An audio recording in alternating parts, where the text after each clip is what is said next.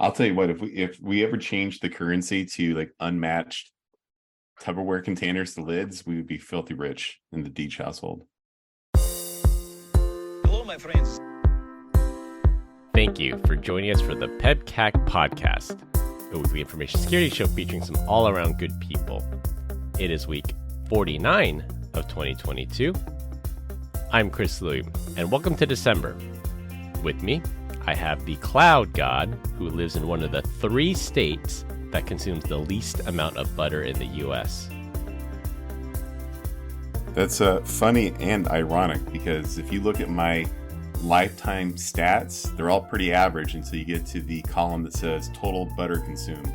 I'm pretty sure that I would kick both your butts if we had the ability to actually compare that. But does I can't believe it's butter count? Because I know you use that for your Tupperware, right? So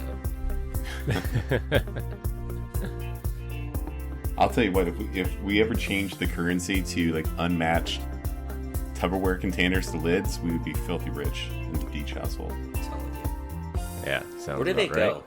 Where do they go? I don't know. I think the kids throw them away. I think so too. And we have Glenn Medina, better known as Baby Yoda, not broadcasting from his nice and warm Tesla today. Where are you broadcasting from? I'm broadcasting from the Beverly Hills Marriott. Come here to visit a customer, and I have the room to a toasty 74 degrees. Because right now at my house with the heater going out, it is 61. And I'll send that as a screenshot for you guys. Holy crap, bro. 61. We're at 68, but we haven't turned on the heat yet. You would do that to your poor wife and kids. Let them freeze out. You're over here at the Beverly Hills. I have no sipping choice. Mai Tais. I have no choice because the heater's out. The fan blower went out this past week. So You do have a choice to turn your heater down to 60 degrees. You know.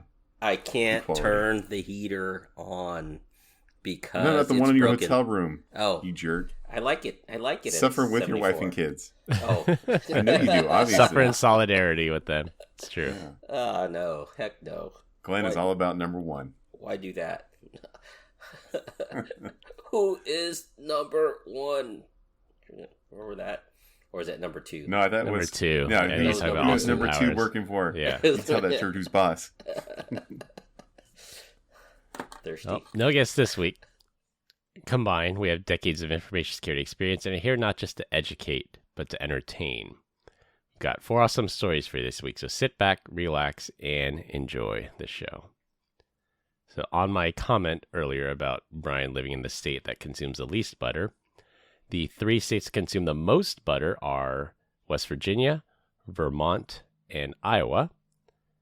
And the 3 states with the least amount that consume the least amount, Arizona, New Mexico, and Nevada. All geographically located together. It's kind of Wonder odd, why. right?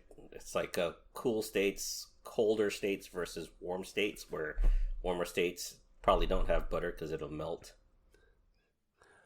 I have a theory for... Go ahead, Chris. Let's hear your theory, because I know the actual reason. So my theory is in Arizona and New Mexico, maybe not Nevada.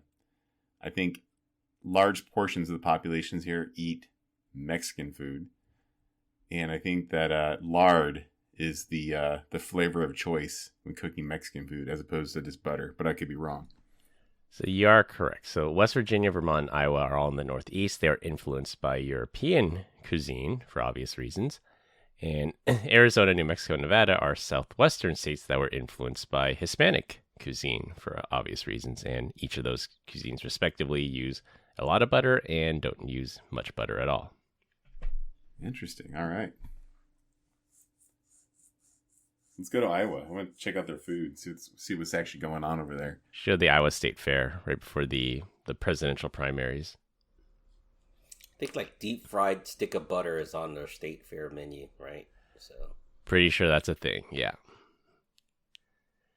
Today, we're going to open the show with some closing the loop about another crypto exchange filing for bankruptcy. Start with some Kanye West, or Ye, news, as he's known as now. Next, we have a ransomware gang that went out of business because of their own fault. Then a bombshell report that the US FBI bought some controversial spyware. More companies are moving to a subscription model, and we'll tell you about 2 that you probably don't expect. And we'll close with the story of how we all met. Closing the loop this week, BlockFi is the latest cryptocurrency exchange to file for bankruptcy protection in the wake of the massive FTX collapse. What is going on? Did FTX really have that big of an impact where the stability of the coin is really at stake here? What do you guys? Well, I didn't read the filing for it, but BlockFi was necessarily tied to FTX. It was either tied to some collateral or some loan or something with their coin. So if FTX goes, BlockFi goes. This is sort of like 2008 when Lehman Brothers fell, then Bear Stearns fell, then Merrill Lynch fell, then it started this domino effect. Didn't you call that the pin action? Pin action, yeah. Yeah, pin action, a little bit different, but this is more of a cascading series of failures just because of how intertwined all these crypto exchanges and back then how intertwined all the banks were. These guys are not selling me on the whole cryptocurrency being the next iteration of currency in life. I believe you're still holding though, right, Chris? Yep. HODL. You believe? HODL. Yeah, like I said I think it was the last episode. It was cryptocurrency. The fundamentally, I think it can work. It's when people got too creative with it, and that's when we ran into problems.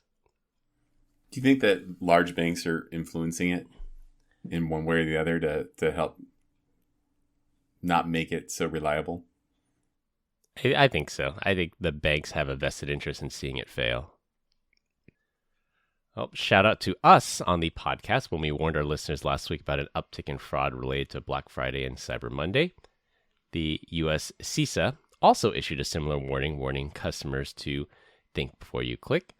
And I should also add a warning about fake World Cup streaming sites also trying to deliver malware to unsuspecting users. So Brian has a note here that he has a closing the loop item. Brian, you want to go ahead?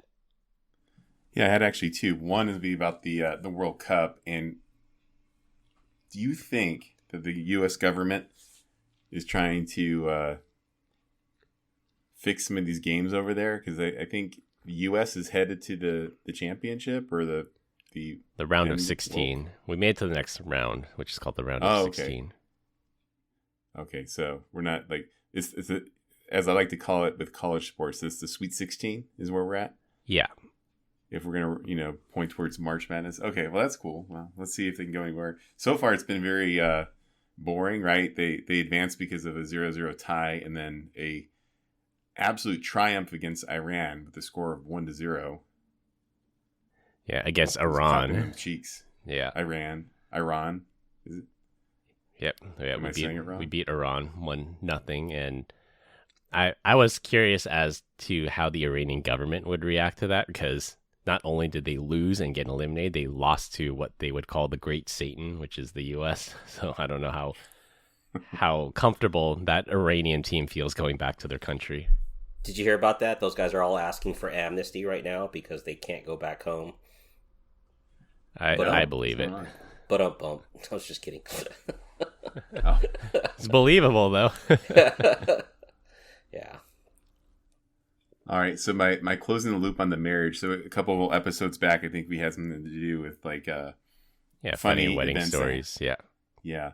So I forgot my own. My wife was listening. She was shocked that we didn't bring up like what actually happened at our wedding. So finish this vow for me. In sickness and in health.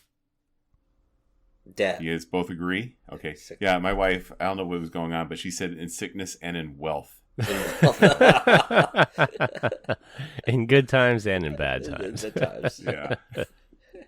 Even if you had no money. Health yeah, even if you didn't have money, Brian, she would love you. She'd love you. Yeah. There you go. Do you never let her live that down?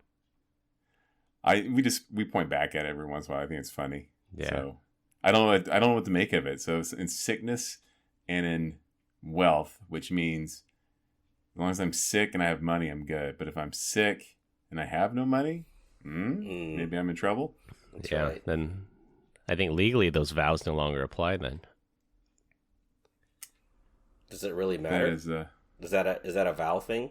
He signed the that's a church thing, isn't it? That's not a legal, not a state thing.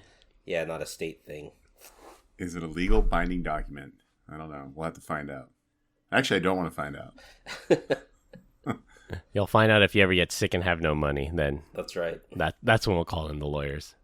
Okay, you heard it here first, team. So in sickness and in wealth, that's how we roll at the Deej household. Go Corinne.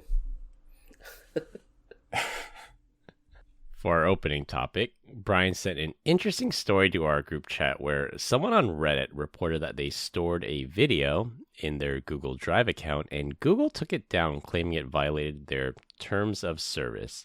Now, this is not unusual if the video had some type of violent content or some type of adult content that clearly violates their terms of service. But the video that got taken down was an interview with Kanye West. I don't know what the contents of the video are, but I have to guess that it would normally be okay to store it there. It's just a guy talking and getting interviewed. But if it's true that this video did get taken down, that would mean Google is being the thought police here. So was this video being shared or was it just being stored, right?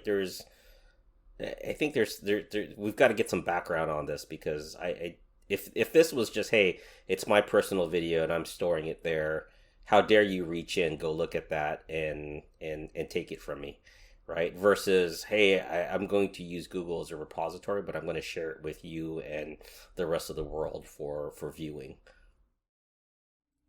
So let's say that you did share it. Like, do they really have the right to, number one, search for it? And then number two, like, why remove it? Why not just remove the sharing of it?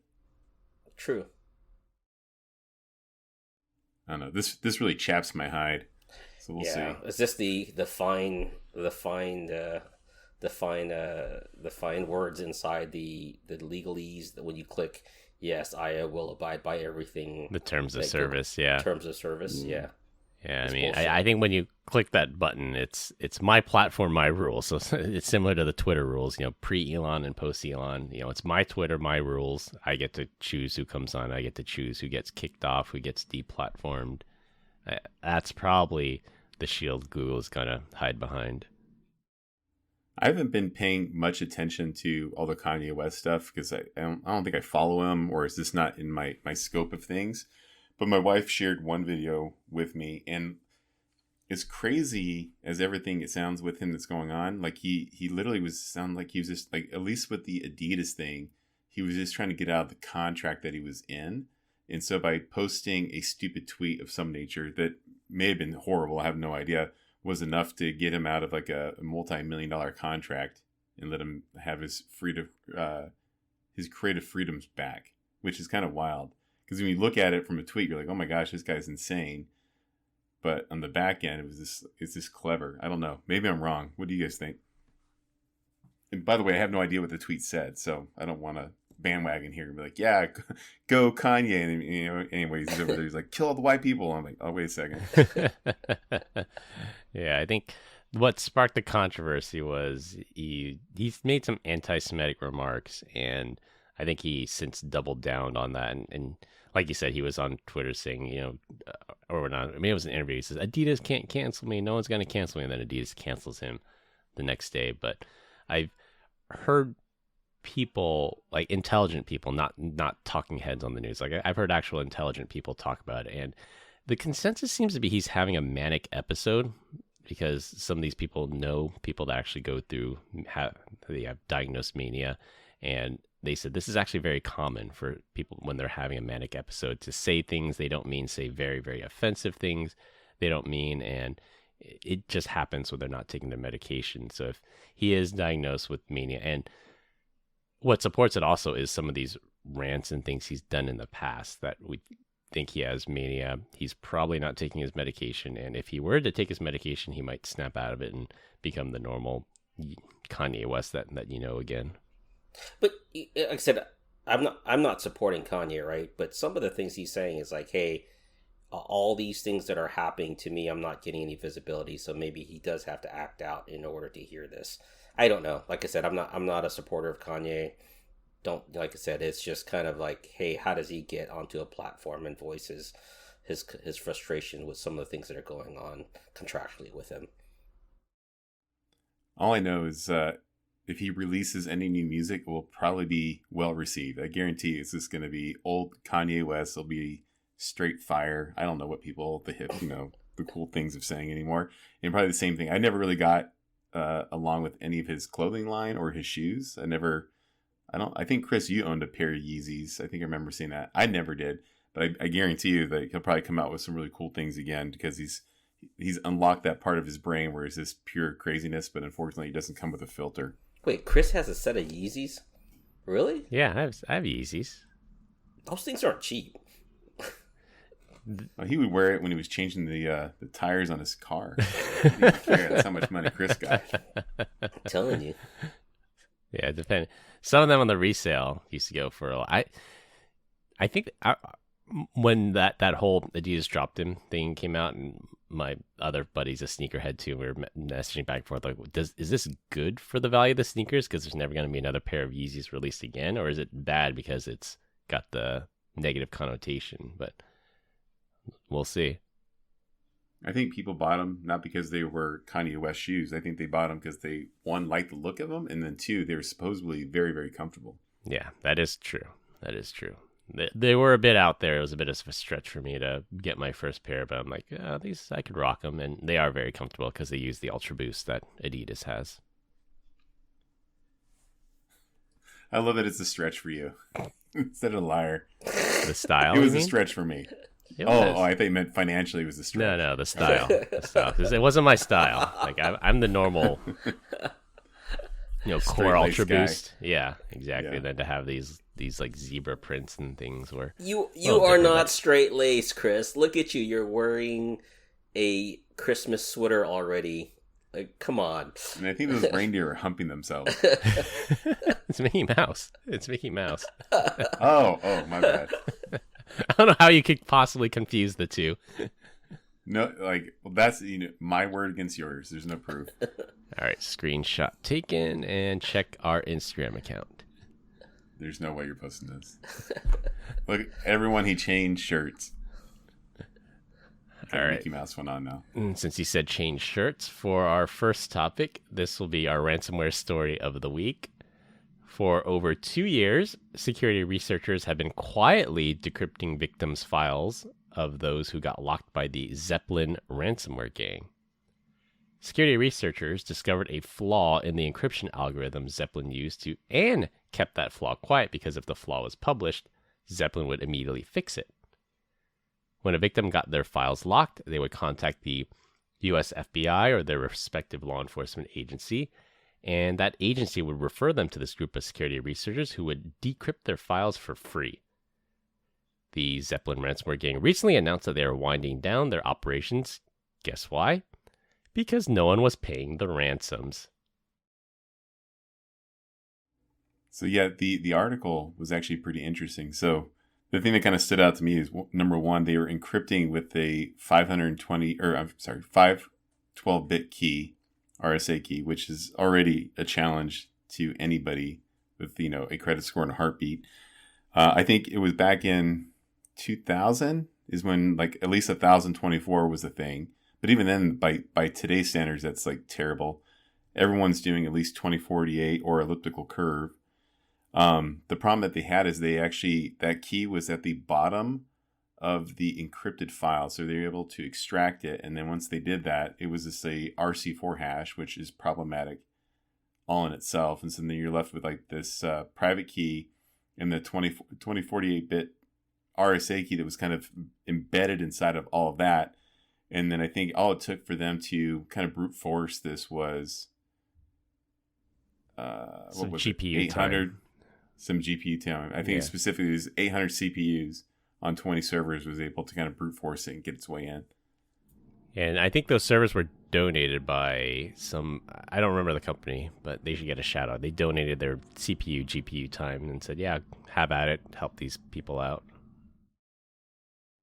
Have you seen those latest videos or reels or whatever they are on Instagram or whatnot? It's like hackers like send me 50,000 or I'm gonna show everyone your iCloud photos, and then they're like, my iCloud photos are like, you know, pictures of dogs or foods. It's like nothing worth $50,000.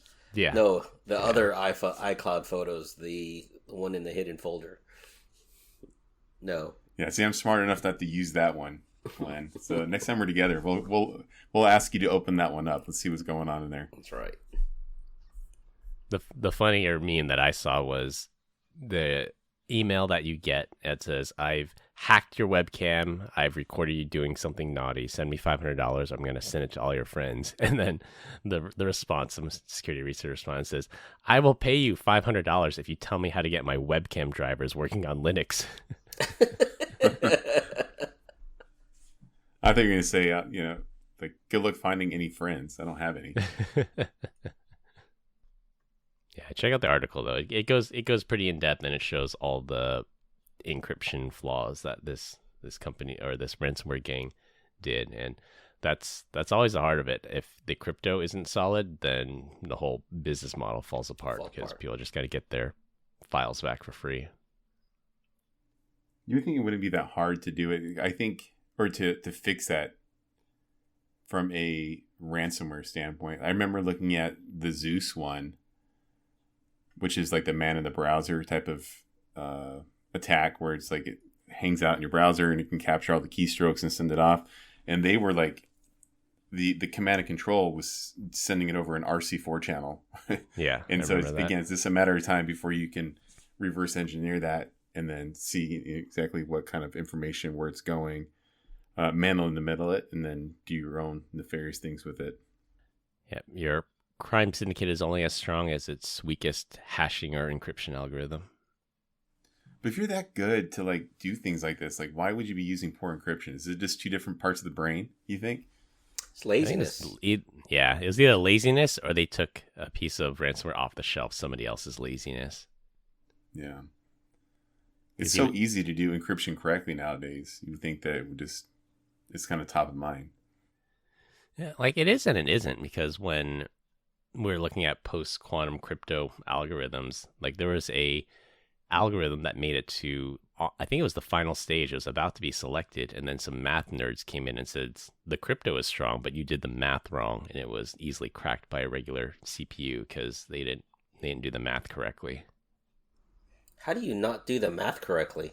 I don't understand that. It's like you're designing this on a computer, right? So yeah, it's the way they implemented it. Yeah, okay. It's the way they implemented it. They left it vulnerable because of the way they implemented it. This Office Space conundrum all over again. Rounding errors. Yeah. All I have to say is Zeppelin Ransomware Gate, this must be like super lazy, because they're, rather than just implement better encryption standards, they're just like, you know what? We're just going to hang it up. We're done. I don't understand that. Well, they didn't know that was why. They just thought they were unsuccessful in selecting their victims. So someone's going to pick their stuff up and just repackage it with better encryption. So yeah. Mark my words. That's November 30th, 2022. Someone will repackage the Zeppelin ransomware gang's work. That will be... oh, that's so funny. Put truffle butter. I actually had a joke about that. Anyways, why does Glenn look like he's in a witness protection program right now? Or a CIA black site. Because I am. Blink twice if you need help, and we'll send help. I've been blinking. We can't this even see whole his time. face. He's all. I've been blinking this whole time. What are you talking about?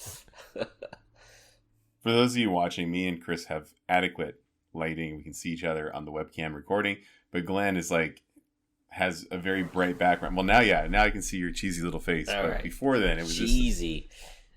Yeah. Well, thanks. Look at that big old grin. That Just a round happy, face. go lucky guy. Yeah, he's in the Beverly Hills Marriott. That's why he's so happy. It's all fun. All right, since he said cheesy face, for our second topic, this story has been making its rounds on InfoSec Twitter and Mastodon. In a bombshell report by the New York Times, the U.S. FBI, so our domestic intelligence agency, admitted to buying NSO Group's Pegasus software and considered deploying it on the phones of U.S. citizens. Back in March of this year, FBI Director Christopher Wray testified that the FBI did not use any NSO software in any investigations, but they did buy a license for testing and evaluation. Wray claims that they purchased the software so they could study it for counterintelligence purposes to see how it might be used against the U.S. and to evaluate security concerns with the software. Records indicate that discussions to procure the software more widely for criminal investigations stretched into 2021 until NSO was placed on a U.S. blacklist due to allegations its software was being abused to spy on political rivals and human rights activists, making it impossible to buy in the U.S. and made the NSO sales rep very, very sad. I mean, technically he didn't lie, right? He just kind of fudged the truth a little bit there. Yeah, I think they stretched it a little bit. Senator Ron Wyden, so this isn't like a left or right thing. So Ron Wyden's a Democrat, but he's also he's up on things cybersecurity and privacy, and he was like furious when he heard that the FBI actually bought this software and was considering deploying it on U.S. citizens' phones. Does that surprise you guys? This shouldn't surprise anybody about what the government does, right? Big Brother. No, it doesn't surprise me. Yeah, I think if anything, if they bought it just for the sheer fact that they wanted to reverse engineer it and then make it their own. Yeah, or do some kind of bake-off that NSO's not the only player in town. See if there's anyone else that could do it too. Is this the one that NSO originally had you had to send a text message to compromise it, and then eventually they got to the point where all they needed was a phone number and they can exploit the device? Yeah, that is them. 0 day, not zero touch. What kind of vulnerability is that called? Zero click RCE, remote code execution. Yep. So they would send a maliciously crafted PDF or send a WhatsApp message or send an iMessage. That's exactly why lockdown mode was created, to block things like PDFs and weirdly crafted messages from hitting your phone. Nasty. I think if I were to ever professionally carry a bag, NSO Group sounds like a pretty legit one. I think that's the easiest sell ever. You just can't sell to the U.S. You can't sell to anybody now. They're heavily sanctioned. Everywhere. That's why L3 Harris was about to buy them, is because they're supposedly circling the drain. So what's interesting is NSO Group out of Israel, they're not allowed to deploy their malware on any phone with a U.S. phone number. I think that's part of the Israeli export controls. So NSO created a wholly owned subsidiary, a different company that they would have spun up if they were to sell it to the U.S. So are the Israelis being good guys here? Is that what's going on? Well, I think because they're one of our geopolitical allies, they said even if it's a U.S. phone number abroad, they can't legally put Pegasus on it. And I say legally. I don't know if there's a technical control, but legally they're not supposed to do that. What are the ramifications if it does? Who's going to say something? Who's going to police that? Where does this really go? Yeah, I think this is a who watches the Watchmen situation. Yeah. I have an interesting story, kind of a little bit dovetailed into this. So, no name dropping. I'm not going to mention which 3-letter agency, but a friend of mine, we went and had lunch the other day, and he came back. He's like, I just met with one of these 3-letter agencies. I had received a message, and they said they wanted to just go have lunch. He's like, all right, whatever. This is kind of weird. He goes, but things got weird when he sent me the address of where we're going to go have lunch. And it goes all the way back to when I was 18 years old. And at this point in my life, I had, adjacent to this restaurant that we met at, I had stolen a vehicle from this parking lot, and then eventually had gotten away with it, and it had never been prosecuted or anything. Destroyed the vehicle, had a good time, whatever. But he just thought it was kind of weird that this 3-letter agency met with him at this specific location and was kind of hinting around some of the things that he had done as a younger man. He thought, this is so weird. Fast forward, he believes that his computers has been completely like, and this guy is very, very bright, but like this computer that he was using is completely useless at this point in time. Like it just started acting very, very weird to the point where like he couldn't even, it just became completely unusable even after reformat. And he believes that this 3-letter agency, this one guy just has it out for him for one reason or the other. I'm all for a good conspiracy theory. This is an interesting one. What was the premise of the meeting? Was it for hire, or was it just to talk? I mean, I wouldn't show up anywhere with a federal agency unless I had a lawyer with me. I'll be honest with you guys right now. It's like if someone said, "Hey, we want to come chat with you," I'm like, "Yeah, not without a lawyer." Good advice. Yeah, it was more in line of information gathering, because he's in web security today, so he's definitely what I would call more or less an expert in talking about web application security. So he kind of went into it with that premise and thought, yeah, we must be talking about this, but it wasn't. They were trying to recruit him or consult with him. Yeah, you can recruit me with my lawyer in front of me, because I don't know how this is going to turn. Well, sounds like your buddy needs some good web security to make sure there's nothing bad touching his computer. I'm telling you. Did he ever validate that anything was on there or not on there?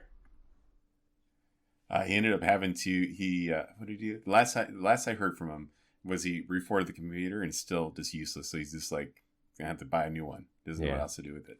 Just trash it at that point. Yeah. It's the only way to make sure the malware's gone. All right, since we said trash it, for our third topic, subscription services are getting absolutely out of control. And I don't mean subscription by having Netflix, Hulu, Dollar Shave Club, Rent the Runway, and all those services. I mean subscription services for things you already own. And let me explain. Wait, did you say Rent the Runway? I've never even heard of that. Yeah, Rent the Runway. That's the subscription services where you can get a different outfit if you have like parties to go to and you don't want to buy like a $2,000 dress or a $3,000 suit. You can rent it for the event and then return it for a fee. Our demographic has nobody using that service, right? Yeah, you don't know that. Listeners out there, if you use Rent the Runway or Stitch Fix or any of those, let us know. And no, you didn't say Stitch Fix. You said Rent the Runway. Don't back into this jerk. Let us know. Yeah. All right, go on. So the company Intel, the chip maker, launched a pay-as-you-go subscription service for its new server CPUs.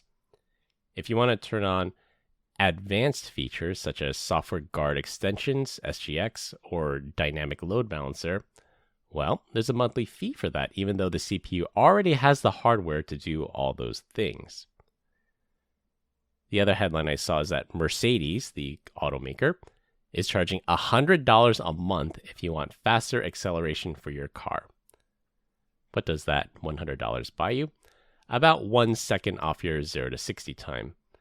Again, the car is fully capable of accelerating faster, but Mercedes puts it behind a paywall. So you guys know the term when a company charges a subscription fee for a service. That's the SaaS model, or software as a service. You never own it, you rent it for a monthly fee. And I'm going to use a new term for companies who charge for something you already own, and from now on they will be known as SaaSholes. So don't be a SaaShole, Intel and Mercedes. You heard it here first on the PEBCAK. So. Yeah, SaaSholes, they're everywhere. So I can see how Mercedes can get away with this because they own the server, not the server, the car, communications, yada, yada, yada. But Intel is literally a chip, so it makes me feel like, do they have an agent that runs on Windows and Linux that can turn this bit on or off? Because I can't imagine that the CPU has got some sort of magic gateway out to the internet. I can only imagine, great question, but I think I can only imagine people, side loading their Mercedes or their chips at home, finding a way to get around this so they don't have to pay for that. And so what are you left with, right? And I really don't understand. I get the idea of commoditizing this, but this is the wrong place to commoditize that. I bought a car for $60,000 based off of this, or $60, $80, $120, $150,000. I want all features, functions based off of what I bought it at today's price, right? I think this is BS, and you're right. That is sassholish. Sorry, Brian. No, you go strong. You go, Glenn Coco. Yeah. I think for Intel at least, I think it has to be baked into the BIOS because it can't be OS specific. It has to be in. Is that ring? That's not even ring 0. That's ring -3. If it's in the firmware or hardware, it has to be there. And then there are ways. That doesn't have to reach out to the internet. Like I used to sell a product that was completely offline, and there was ways to put license keys in it, and it'd just be signed by our private key and the CPU or whatever software would have the public key. And then you can apply a license key that says this feature is turned on for this between this date and this date. So you can do offline licensing with this. Yeah, that sounds like an operational nightmare. Maybe Intel is selling the turbo button. Remember that on the old computers? Yes, the 386s that you hit the turbo button. Yeah. Well, didn't they also build a chip? And then I remember like L1, L2 cache or whatever, and they built it in there, but they disabled it because they found a way to sell it for cheaper by disabling it, and people found a way to enable the L2 cache. I can't remember. Like I said, it's been a long time now. That's like many years ago. I think that was the genesis of the Celeron processor because they had the Pentium, and that had the higher cache, and then they had the Celeron, which they intentionally made slower so it wouldn't compete with the Pentium. Right, but it was still inside for a certain set of chips, it was still inside the chip. They just didn't want to sell it at that because they had surplus of the Pentium chips, right? Right. Yeah, exactly. Then you just have to find a hardware hacker to unlock it. Yeah. So they did this. They've been doing this for a while, is what it sounds like. They're just trying to find a way to commoditize it now. Shame on them. Yeah, they want that SaaS model. It's not just that one-time fee anymore because Tesla does something similar, that their car is fully capable of the acceleration. Tesla makes cars that have seat heaters, but you have to pay to turn it on. But at least they have the decency to charge a one-time fee. So they said for $1,000 one time, your car will have faster acceleration forever. Like I can get more on board with that model than this SaaS model. Yeah. Pretty soon they start shipping cars with like the window switch to go up and down or roll. So you have the option of, you want power windows? You $10 a month. Yeah, if not, you got to roll them down. It could be like other SaaS companies where every feature costs a nickel, right? So you add up all the nickels, and then now you have a fully functioning car. So you want that Mercedes Premium Plus, Premium Platinum Plus, Premium Plus Plus Plus. There's all these different SaaS packages you can check off for your Mercedes car. ELA. Yeah. A new meaning for ELA. Yeah. My only regret is I should have, for all my, I have one kid left. Maybe I'll do it to her. But for all my kids, I should have ensured that their first vehicle had roll-up windows. I think that just would have been hilarious. Roll-up windows as in like manual roll-up windows? Yeah. The crank. The crank. I still have that in a couple of my cars. So your kids know. Yeah, my kids know. All right, and since Brian said the crank for our last topic, and it'll be a rotating topic every week, this week we're going to talk about an interesting question my wife posed to me over the Thanksgiving break. How did we all meet and become best friends? Bluntly, she said, just walking down the street, Brian's not the look of someone I would be besties with. So today we're going to talk about each of our perspectives on how we all became besties. All right, time out. What did I do or say that made her have this epiphany? This is actually related to a different story that we were talking about during Thanksgiving, and she just put it like, yeah, like Brian is not the type of person I would imagine you would become best friends with. So it wasn't anything you did. It spawned off a different conversation. Okay. Just looks so for me.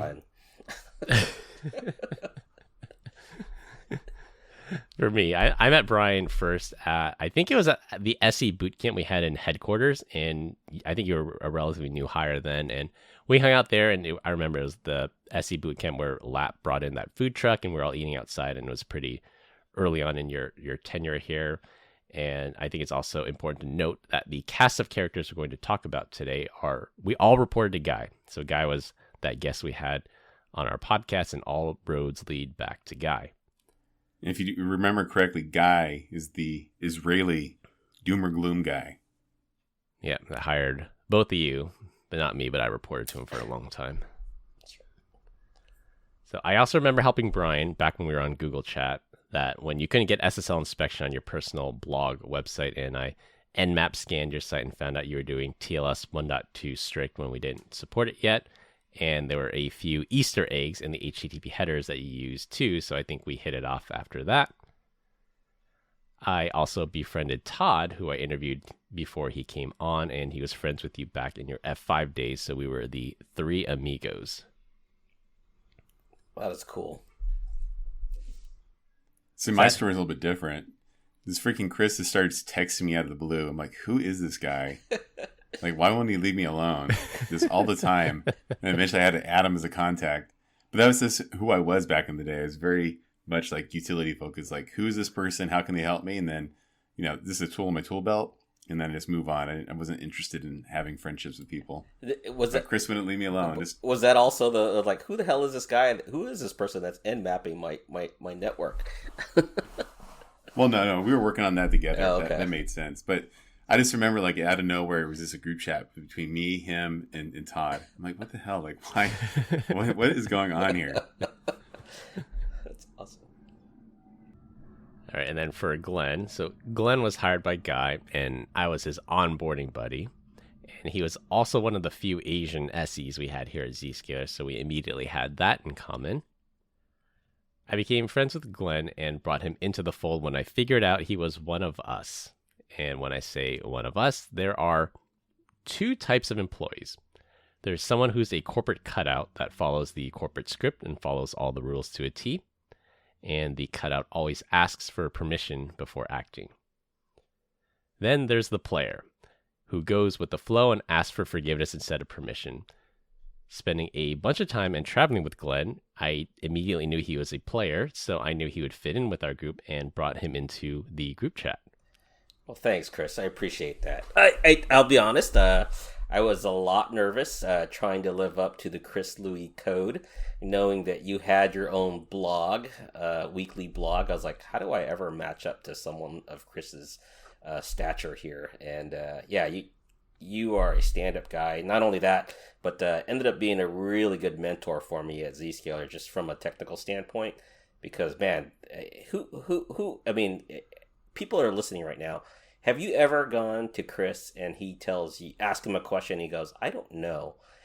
And for me, it was like I could ask Chris a question at any time of the day, and he would know, and then he would back it up with an article or an image of something, and I was like, this guy is like Wikipedia on crack. Like he had everything. He had an answer for everything. And like I said, it was awesome. And then with Brian, it was like, oh my, this guy's scary. But that gentle giant look. Yeah, but after you hang out with him, he's like, oh man, he means well. He's definitely the gentle giant. He's pretty awesome. But don't get on his bad side. All around good don't guy. Don't get on his bad side. But yeah, it's fun. I'll remember, I think we were in Dallas, and Chris is like, you got to meet the new friend in the friend group. I'm like, oh God, here we go. And, I think Glenn was sitting down. I was like, who the F is this Asian Mr. Rogers? And, we just kind of sat there and talked. I think we talked a little bit about money. I was like, all right, this guy gets it. And then we had a couple other common interests. And then, yeah, it snowballed from there. And then you said, stand up. And I'm like, I am standing up.